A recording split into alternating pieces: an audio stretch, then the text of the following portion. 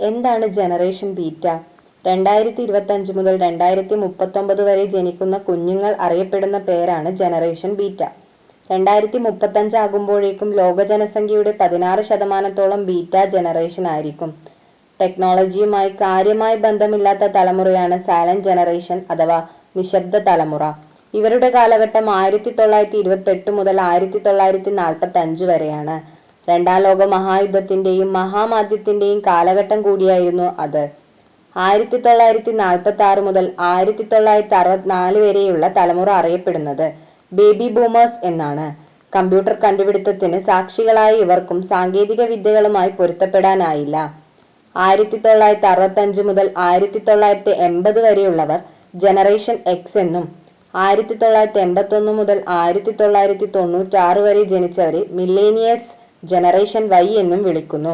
Computer, internet, smart phone എന്നിവയുടെ വളർച്ചാകാലത്ത് വളർന്നവരാണ് ഇവർ.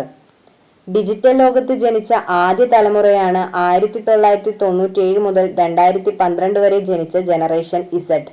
ജെൻസി എന്നും സെന്റേനിയൽസ് എന്നും ഇവർ അറിയപ്പെടുന്നു. 2013 മുതൽ 2024 വരെ ജനിച്ചവരാണ് ജനറേഷൻ ആൽഫ. AI വെർച്വൽ റിയാലിറ്റിയുടെ കാലത്ത് ജനിച്ചവരാണ് ഇവർ.